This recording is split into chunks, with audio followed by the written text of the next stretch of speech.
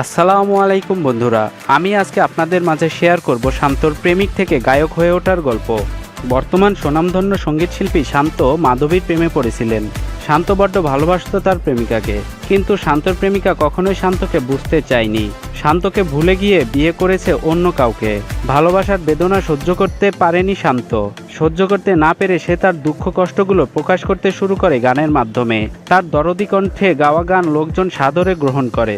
একে একে কয়েকটি গান গেয়েছেন শান্ত।